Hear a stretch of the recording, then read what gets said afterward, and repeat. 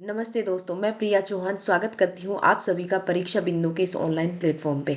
उम्मीद करती हूँ कि आप सभी हेल्दी होंगे, सेफ होंगे, अच्छे से पढ़ रहे होंगे। जैसा कि आप सभी को पता है कि हमने आईसीटी की यूनिट सेकंड स्टार्ट की थी, जिसमें हमने पढ़ा था आईसीटी के टूल्स यानी कि सूचना एवं संचार प्रौद्योगिकी के उपकरण की बात की थी। उससे संबंधित हम इसका थोड़ा सा पार्ट आगे का कंप्लीट कर चुके हैं, जिसमें हमने कंप्यूटर के बारे में पढ़ा, सीपीयू के बारे में पढ़ा, कंप्यूटर के यानी कि कंप्यूटर के हार्डवेयर के बारे में पढ़ा और उसी के कॉन्टेक्स्ट में सीपीयू के बारे में पढ़ा था। और अभी हम बात करने वाले हैं आज इनपुट एवं आउटपुट डिवाइसेस की। ये भी कंप्यूटर के हार्डवेयर के ही भाग हैं। कल मैंने आपको बताया था हार्डवेयर वो भाग होते हैं कंप्यूटर के जो भौतिक रूप से विद्यमान रहते हैं, यानी कि जिन्हें हम छू सकते हैं। और उसी में हम आज बात करने वाले हैं इनपुट एवं आउटपुट डिवाइसेस की, जो कि कंप्यूटर के हार्डवेयर का ही एक प्रकार है।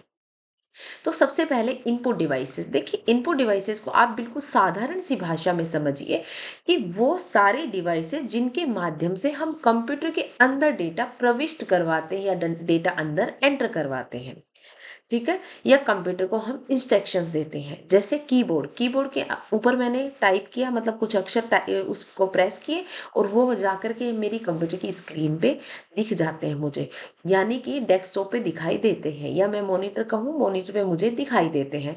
यानी कि मतलब ये हुआ कि इससे जो मैंने इनपुट डिवाइस कीबोर्ड पे मैंने जिन अक्षरों को प्रिंट किया या जिन अंकों को प्रिंट किया या जिन अल्फाबेट्स को प्रिंट किया, वो जाकर के सीधे कहाँ प्रिंट हो गए, वो जाकर के सीधे प्रिंट नहीं, सॉरी, एंटर कहाँ हो गए, कंप्यूटर में एंटर हो गए। यानी कि आप सिंपल सी भाषा में बोल सकते हो, इनपुट डिवाइसेस वो डिवाइसेस होती हैं जिसके माध्यम से हम कंप्यूटर के अंदर डेटा प्रविष्ट करवाते हैं या कंप्यूटर को डेटा प्रदान करते हैं या निर्देश प्रदान करते हैं कंप्यूटर को, या कंप्यूटर जो निर्देश प्राप्त करता है या डेटा प्राप्त करता है वही इनपुट डिवाइसेस के माध्यम से ही करता है।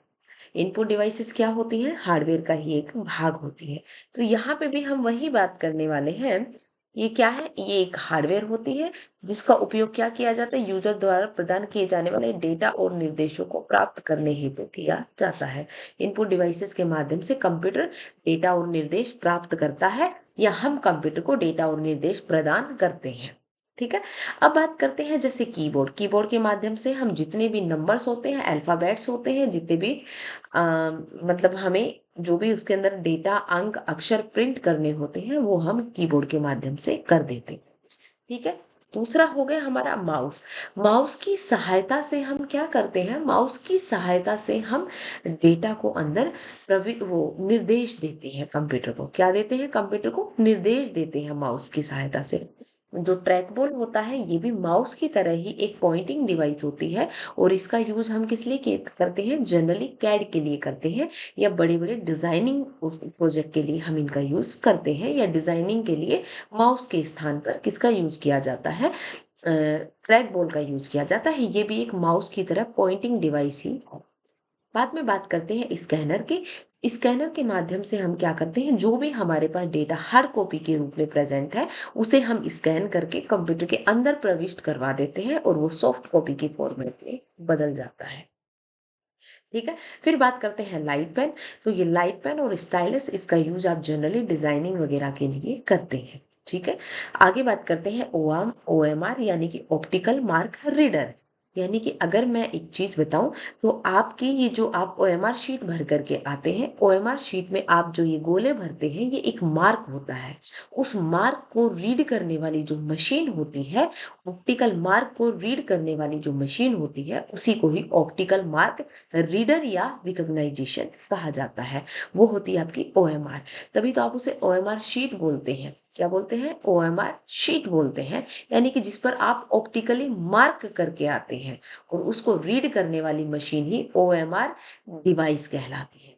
फिर बात करते हैं ओसीआर, ऑप्टिकल करेक्टर रीडर। जो करेक्टर्स को रीड करने की डिवाइस होती है उसे ओसीआर कहा जाता है। टच पैड होता है, ये भी क्या होती है? ये भी एक इनपुट डिवाइसेस होती है। जिस प्रकार से कंप्यूटर वगैरह के लिए हम माउस का यूज करते हैं, उसी प्रकार से माउस की तरह ही कंप्यूटर को इंस्ट्रक्शन या निर्देश देने के लिए जो आपके लैपटॉप पे एक टच पैड होता है जिस पर आप लेफ्ट राइट वो क्लिक करके या फिर आप अपने फिंगर को स्क्रॉल करके आप कर्सर को घुमाते हैं, वही क्या कहलाता है? टच पैड कहलाता है। ठीक है, चलिए आगे बात करते हैं कीबोर्ड। कीबोर्ड के बारे में हमें थोड़ा सा जान लेना जरूरी है क्योंकि कीबोर्ड से संबंधित क्वेश्चंस एग्जाम में पूछे जाते हैं। कीबोर्ड क्या है? अगर आपसे पूछे कि सबसे ज्यादा सर्वाधिक इंपॉर्टेंट इनपुट डिवाइस कौन सी है या सर्वाधिक महत्वपूर्ण इनपुट डिवाइस कौन सी है, तो हम हमेशा बोलेंगे कीबोर्ड, क्योंकि सर्वाधिक यूज में ली जाने वाली इनपुट डिवाइस है ये। ठीक है, इसका उपयोग मुख्यतः किसके लिए किया जाता है? टेक्स्ट एंट्री के लिए किया जाता है या डेटा प्रविष्ट करने के लिए किया जाता है। चलिए आगे बात करते हैं। आगे बात होती है सामान्यतः कीज, इसमें कीबोर्ड में कितने कीज होती है या कितने बटन होते हैं, तो वो 101 से लेकर के 110 108 बटन होते हैं। कितने होते हैं? 101 से लेकर के 108 बटन कीबोर्ड में सामान्यतः होते हैं। ठीक है, कहीं कम भी होते हैं, कहीं ज्यादा भी होते हैं, लेकिन हमने सामान्य सी बात की कि 101 से लेकर के 108 तक होते हैं। कीबोर्ड का जो सबसे प्रचलित लेआउट है वो कौन सा लेआउट है भाई? वो क्वार्टी लेआउट है। यानी कि आप जब कीबोर्ड के अल्फाबेट्स को देखते हैं या आप एबीसीडी वाले अक्षरों को देखते हैं, तो वो शुरुआत में QWERTY करके ये स्टार्टिंग के 6 अक्षर होते हैं, इसलिए इसको बोला जाता है क्वार्टी लेआउट। आप कभी भी कीबोर्ड को चेक करना, कीबोर्ड के जो एबीसीडी के जो ऊपर ऊपर के जो पहले 6 अक्षर होते हैं वो जनरली क्वार्टी होते हैं, तो वो क्वार्टी लेआउट का कीबोर्ड होता है। कीबोर्ड के अंतर्गत हम बात करते हैं न्यूमेरिकल कीज। न्यूमेरिकल कीज कौन कौन सी होती है? जो 0 से लेकर के 9 होती है। ठीक है, न्यूमेरिकल की जो 0 से लेकर के 9 होती है। अल्फा की जो A से लेकर के Z होती है, यानी कि वर्णमाला वाली कीज होती है। फंक्शनल कीज जो F1 से लेकर के F12 तक होती है। कुछ स्पेशल कीज के फंक्शंस हमने यहाँ पे लिखे हैं। F1 है वो हेल्प के लिए, F2 है वो रीनेम के लिए, जबकि F5 है वो हम कंप्यूटर को रिफ्रेश करने के लिए यूज करते हैं, और F5 बहुत सी बार एग्जाम में पूछा भी जाता है। F3 है जनरली हम सर्च के लिए यूज करते हैं, और F12 हम सेव एज के लिए यूज करते हैं। याद रख लीजिएगा, F3 और F5 जनरली पूछ लेता है। फिर बात होती है न्यूमेरिकल कीपैड की। जब हम न्यूमेरिकल कीपैड की बात करते हैं तो न्यूमेरिकल कीपैड में कितनी कीज होती हैं? तो 17 कीज होती है। न्यूमेरिकल कीपैड में कितनी कीज होती है? 17 कीज होती है। आप जनरली देखते हैं तो राइट साइड में न्यूमेरिकल कीपैड लगा रहता है कीबोर्ड में। ठीक है, इसका काम क्या होता है? संख्या को इन करवाना, संख्या को इनपुट करवाना, या कंप्यूटर में संख्या के रूप में डेटा देने के लिए इसका यूज किया जाता है। आगे बात करते हैं, फिर आती है आपकी नेविगेटर कीज, या आप इसे दिशा वाली कीज भी बोल सकते हैं। जनरली आप देखते होंगे या तो इस तरीके से एरोज के निशान बने रहते हैं, या फिर इस तरीके से एरोज के निशान बने रहते हैं, है ना? इस तरीके से एरोज के निशान बने रहते हैं। ये भी एरोज के निशान है। ये जनरली दिशा से संबंधित होते हैं या दिशा निर्देश देने, दिशा से संबंधित ये होते हैं, और ये तीर के निशान जैसे होते हैं। इन्हें नेविगेटर कीज बोला जाता है। नेविगेशन का अर्थ ही होता है दिशा निर्धारण करना। ठीक है, नेविगेशन का अर्थ ही क्या होता है? दिशा निर्धारण करना। ये तीर के निशान होते हैं जो कि दिशा से संबंधित कार्य करते हैं। फिर आते हैं मॉडिफायर या कॉम्बिनेशनल कीज। मॉडिफायर या कॉम्बिनेशनल कीज वो होती है जिसे किसी अन्य की के साथ यूज किया जाता है या किसी दूसरी की के साथ यूज किया जाता है। जैसे आपकी ऑल्ट हो गई, जिसे ऑल्टर बोला जाता है, CTRL यानी कि कंट्रोल और शिफ्ट। ठीक है, ये आपकी कुछ मॉडिफायर कीज हो गई है। फिर बात करते हैं टॉगल कीज। टॉगल कीज वो कीज होती है जो ऑन व ऑफ दोनों होती है, जो ऑन व ऑफ दोनों होती है। जैसे कैप्स लॉक, आपने कैप्स लॉक को ऑन किया, आप कैपिटल लेटर लिख सकते हैं। कैप्स लॉक को बंद किया, आप स्मॉल लेटर लिख सकते हैं। यानी कि उसमें ऑन और ऑफ दोनों का सिस्टम हुआ। तो वो सारी कीज जो ऑन व ऑफ दोनों होती है उन्हें टॉगल कीज कहा जाता है। ऑन या ऑफ होने वाली कीज को क्या कहा जाता है? टॉगल कीज कहा जाता है। इसमें कैप्स लॉक हो गए, नंबर लॉक हो गए, स्मॉल लॉक हो गया, है ना? जैसे ही आप नंबर लॉक को ऑन करोगे, आप नंबर्स को टाइप कर सकते हैं, अन्यथा आप जैसे ही आप ऑफ करेंगे आप नंबर्स को टाइप नहीं कर सकते। तो ये भी ऑन और ऑफ हो रही है, तो इसलिए ये भी क्या हो गई? टॉगल की हो गई। फिर बात करते हैं, ये भी पॉइंटिंग डिवाइस की बात करने वाले हैं, और पॉइंटिंग डिवाइस में ये भी क्या है, इनपुट डिवाइस ही है। यानी कि इसमें ये पॉइंटिंग डिवाइस इसलिए बोला जाता है, जिस प्रकार से आप अगर माउस को स्क्रॉल करते हैं या इधर उधर घुमाते हैं तो आप देखते हैं कि एक इस तरीके का एक ब्लैक कलर का एरो है, जो कि जिसे अपन कर्सर बोलते हैं, वो कंप्यूटर की स्क्रीन के ऊपर घूमता रहता है या मॉनिटर के ऊपर हमें घूमता हुआ दिखाई देता है। उसी को ही मतलब अपन कहते हैं ना कि किसी ना किसी चीज को पॉइंट करने के लिए यूज करते हैं, तो जो माउस है वो भी एक पॉइंटिंग डिवाइस है, जिसे हम स्क्रीन के ऊपर पॉइंट करने के लिए यूज करते हैं। ये एक प्रकार की इनपुट डिवाइस है जिसकी मैंने अभी बात की थी। ठीक है, ये क्या है, ये एक एक प्रकार की इनपुट डिवाइस है जिसका प्रयोग मुख्यतः यूआई या ग्राफिकल यूजर इंटरफेस में किया जाता है। आगे बात करते हैं मॉनिटर। मॉनिटर क्या है, मॉनिटर एक इनपुट डिवाइस है। मॉनिटर क्या है, एक इनपुट डिवाइस है, और इनपुट डिवाइस के साथ साथ ये पॉइंटिंग डिवाइस है। पॉइंटिंग डिवाइस यानी कि हम इसको कंप्यूटर की स्क्रीन पर पॉइंट करने के लिए यूज करते हैं। ठीक है, इसका जो आविष्कार है वो डगलस एंजलबर्ट के द्वारा किया गया था। किसके द्वारा, डगलस एंजलबर्ट के द्वारा इसका आविष्कार किया गया था 1960 में। ये सर्वाधिक उपयोग में ली जाने वाली पॉइंटिंग डिवाइस है। देखिए, अगर सर्वाधिक उपयोग में ली जाने वाली इनपुट डिवाइस पूछी जाती है, तो इनपुट डिवाइस कौन सी है, हमारी कीबोर्ड है। जबकि पॉइंटिंग डिवाइस पूछी जाती है, तो पॉइंटिंग डिवाइस में कौन सी है भाई, माउस है। डायरेक्ट अगर सभी इनपुट डिवाइसेस में बात करें तो सर्वाधिक कीबोर्ड का यूज किया जाता है। किसका यूज किया जाता है, सर्वाधिक कीबोर्ड का किया जाता है। जबकि पॉइंटिंग डिवाइस की बात की जाए तो पॉइंटिंग डिवाइस में सर्वाधिक किसका यूज किया जाता है, माउस का यूज किया जाता है। चलिए आगे बात करते हैं। फिर आता है, इसमें प्रयुक्त पॉइंटर को क्या कहा जाता है, एरो पॉइंटर कहा जाता है, जिसे आप इधर उधर स्क्रॉल करते हैं तो आपको अपनी कंप्यूटर की स्क्रीन के ऊपर एक कर्सर यानी कि आपको एक एरो जैसा घूमता हुआ दिखाई देगा, जिसे कर्सर कहा जाता है।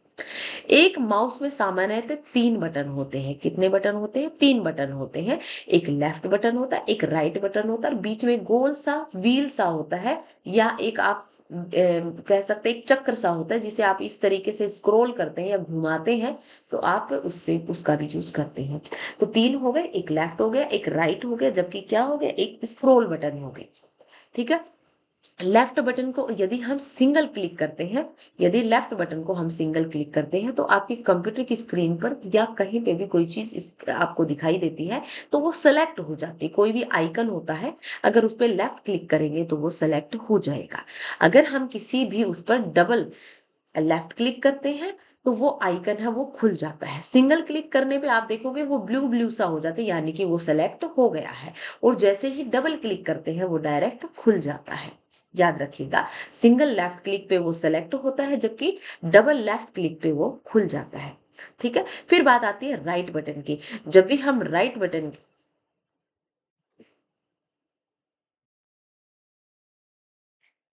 चलिए, इसमें जब मैंने आपको डगलस एंजल बर्ड के बारे में बताया तो मैं आपको दिखाना भूल गई थी कि यहाँ पे साइड में मेरी फोटो आती है, जिसकी वजह से आप ये देख नहीं सकते। तो ये थोड़ा सा पार्ट है जो कि आविष्कार के बारे में मैंने बात की। ये लिखते लिखते मैंने आविष्कार ही लिख के छोड़ दिया। आविष्कार, आविष्कार अगर माउस के आविष्कार की बात करें तो ये डगलस एंजल बर्ड के द्वारा किया गया था 1960 में, और ये सर्वाधिक उपयोग में ली जाने वाली पॉइंटिंग डिवाइस है। सर्वाधिक उपयोग में ली जाने वाली पॉइंटिंग डिवाइस कौन सी है, माउस है। जबकि सर्वाधिक उपयोग में ली जाने वाली इनपुट डिवाइस कौन सी है, तो वो कीबोर्ड। चलिए, थैंक गॉड मुझे याद आ गया कि ये चीज मुझे आपको दिखानी थी, वरना मैं थोड़ा सा इसको भूल गई थी कि मेरी नीचे फोटो आती है, जिसकी वजह से आपको देखने में थोड़ी सी समस्या आती है। इसको मैं पहले ही ऊपर स्क्रॉल कर लेती हूँ ताकि आपको देखने में कोई समस्या ना हो। चलो,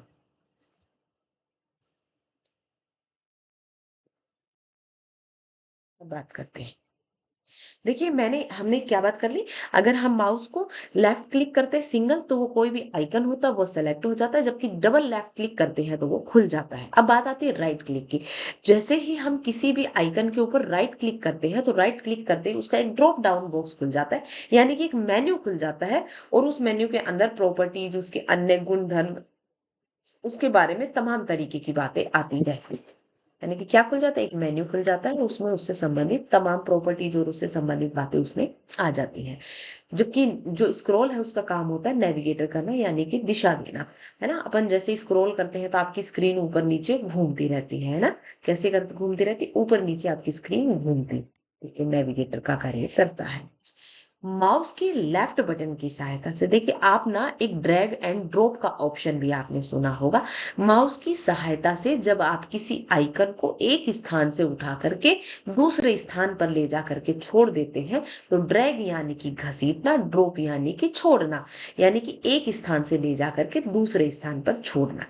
देखिए, जैसे ही आप किसी भी एक आइकन के ऊपर लेफ्ट क्लिक करते हैं तो वो सिलेक्ट हो जाता है, और उसी लेफ्ट क्लिक को अगर आप बिना छोड़े आप माउस को घुमाते हैं और दूसरी जगह ले जा करके छोड़ देते हैं, तो वो सिलेक्ट हुआ हुआ आइटम, देखो आपको माउस को उठाना नहीं है, लगातार लेफ्ट क्लिक करते हुए उसे घसीटते हुए लेके जाना है, और घसीटते हुए ले जाके आप जहां पर भी छोड़ोगे वहीं पर आपका आइकन जाके स्थापित हो जाएगा।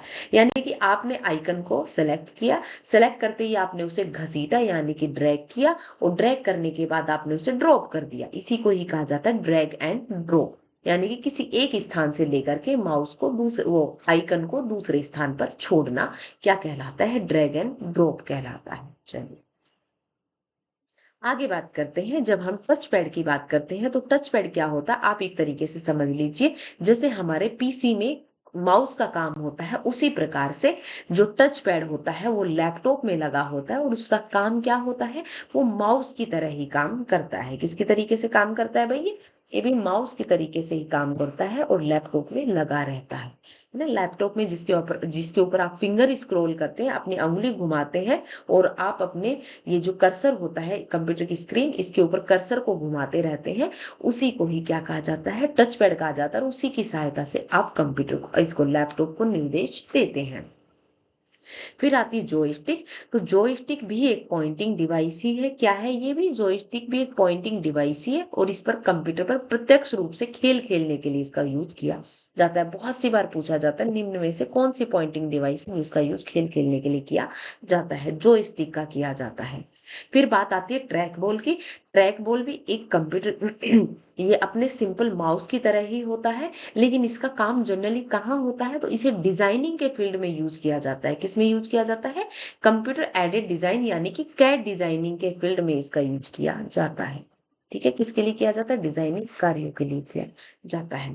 अगर हम अन्य इनपुट डिवाइसेस की बात करें तो अन्य इनपुट डिवाइसेस में स्कैनर आ जाता है। बहुत सारे विद्यार्थियों को ऐसा लगता है कि स्कैनर एक आउटपुट डिवाइस है। नहीं, आउटपुट नहीं, वो इनपुट डिवाइस है, क्योंकि स्कैनर के अंदर आप जो भी डॉक्यूमेंट स्कैन करते हो वो स्कैन होकर के आपके कंप्यूटर की स्क्रीन पर या आपके कंप्यूटर के अंदर चला जाता है। तो अंदर गया तो वो इनपुट डिवाइस हो गई। ये क्या करता है? ये हार्ड कॉपी को सॉफ्ट कॉपी में बदल देता है, और इसकी सहायता से टेक्स्ट तथा ग्राफिक्स दोनों को स्कैन किया जा सकता है। हम इसकी सहायता से हार्ड कॉपी को सॉफ्ट कॉपी में बदल सकते हैं, और इसकी सहायता से हम टेक्स्ट हो या ग्राफिक्स हो उन्हें स्कैन कर सकते हैं।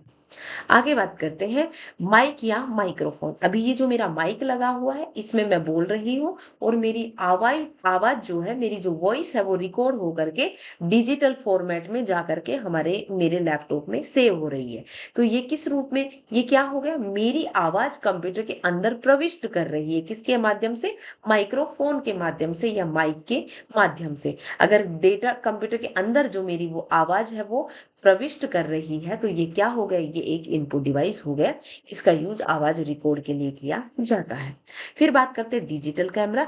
मान लीजिए मेरा एक डिजिटल कैमरा, उसने कोई पिक्चर क्लिक की, और पिक्चर क्लिक करके उसने उसे डिजिटल रूप में कन्वर्ट करके मेरे कंप्यूटर, मेरे फोन, मेरे लैपटॉप इसके अंदर प्रविष्ट कर दी। तो ये भी क्या हो गई? एक इनपुट डिवाइस ही हो गई। कौन सी हो गई? एक इनपुट डिवाइस हो गई। उसके बाद हम बात करते हैं बीसीआर यानी कि बार कोड रीडर या बार कोड रिकॉग्नाइजेशन। आपने जनरली देखा होगा, आप मॉल वगैरह में जहां पर सामान बिकता रहता है वहां पे आप स्टोर से सामान लेने जाते हो। जब वो इस सामान को इस तरीके से स्कैन करते हैं और उसका अपने आप बिल आ जाता है, आप देखोगे किसी भी प्रोडक्ट के ऊपर सफेद और ब्लैक लाइन बनी रहती है। इस तरीके से मोटी पतली कुछ लाइंस बनी रहती हैं, कुछ मोटी कुछ पतली सफेद और ब्लैक लाइंस बनी रहती है ना। कैसी? सफेद और ब्लैक लाइंस बनी रहती है। तो वो जो लाइन होती है उन्हीं को ही बार कोड कहा जाता है। बार का मतलब होता है लाइन, और कोड यानी कि लाइन के रूप में जो कोड रहते हैं, या बार के रूप में, बार का मतलब डंडा होता है ना, डंडा यानी कि लाइन, है ना। बार के रूप में जो कोड होता है उसी को ही आप बार कोड कहते हैं। और ये इसका काम क्या होता है, एक वस्तु पर अंकित जो भी सूचना है या उसके बारे में जो भी सूचना है उसे इकट्ठा करने के लिए बार कोड का यूज किया जाता है। और जनरली आप मॉल वगैरह में देखते हो बार कोड का यूज, बार कोडर जो होता है, बार कोड रीडर होता है, उसका यूज किया जाता है। फिर बात आती है MICR यानी कि मैग्नेटिक इंक करेक्टर रिकॉग्नाइजेशन या रीडर की बात करते हैं। इसका उपयोग जनरली बैंकिंग क्षेत्र में किया जाता है। आप चेक की जो वैधता है उसे जानने के लिए, उसे प्रोसेस करने के लिए MICR का यूज किया जाता है।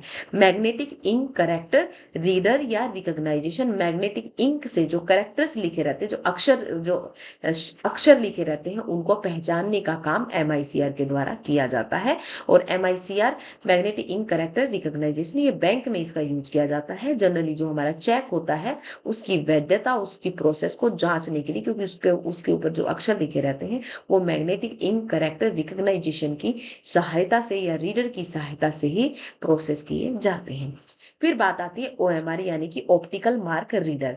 आप जब भी पेपर देने जाते हैं, ऑफलाइन जब आप पेपर देते हैं, तो पेपर में जो आप OMR शीट भर के आते हैं, उस OMR शीट को जो पढ़ने का काम करती है या उसे चेक करने का जो कार्य करती है वो OMR ही करती है, यानी कि ऑप्टिकल मार्क रीडर। ऑप्टिकल रूप से लगे हुए मार्क्स को पढ़ना या उन्हें पहचानना या उन्हें रीड करने का जो काम करती है। तो पेज पर अंकित निशान को पढ़ने या परीक्षार्थी को बहुचयनात्मक यानी कि आपके मल्टीपल चॉइस क्वेश्चंस होते हैं, उसकी पुस्तिका को जांचने के लिए ऑप्टिकल मार्क रीडर या रिकॉग्नाइजेशन का यूज किया जाता है। फिर बात करते हैं OCR यानी कि ऑप्टिकल कैरेक्टर रीडर, या आपके हस्तलिखित या जो आपके प्रिंटेड टेक्स्ट होते हैं उनको कंप्यूटर के प्रोसेस करने योग्य जो बनाया जाता है या उन इनपुट करने हेतु जो डिवाइस का यूज किया जाता है वो ऑप्टिकल कैरेक्टर रीडर का ही किया जाता है। तो यहाँ पर भी वही बात लिखी हुई, हस्तलिखित या प्रिंटेड टेक्स्ट को कंप्यूटर के प्रोसेस करने योग्य बनाकर इनपुट करने हेतु किया जाता है। यानी कि जितने भी हस्तलिखित और प्रिंटेड टेक्स्ट है उनको कंप्यूटर के प्रोसेस करने योग्य बनाकर और इनपुट करने हेतु इसका उपयोग किया जाता है, किसका, ऑप्टिकल कैरेक्टर रीडर का। जिस प्रकार से OMR शीट वो मार्क को रीड करने का काम करती है, ये अक्षरों को पहचानने का काम करती है या उन्हें रीड करने का काम करती है। तो आज हो गई आपकी इनपुट डिवाइसेस, कल हम आउटपुट डिवाइसेस, फिर हमारा ज्यादा इसमें बचेगा नहीं, ये हमारा पढ़ना जरूरी है क्योंकि ये इंपॉर्टेंट टूल्स हैं। तो आज के लिए इतना ही। Thank you class. उम्मीद करती हूँ कि ये सेशन आपके लिए काफी हेल्पफुल रहा होगा। अगर ये सेशन हेल्पफुल रहा है तो इसे ज्यादा से ज्यादा लाइक, शेयर एंड सब्सक्राइब कर दीजिए। और इसके क्वेश्चंस की क्लास हम आपके लिए लाइव सेशन में ही लेकर के आने वाले हैं। तो आज के लिए इतना ही। Thank you class.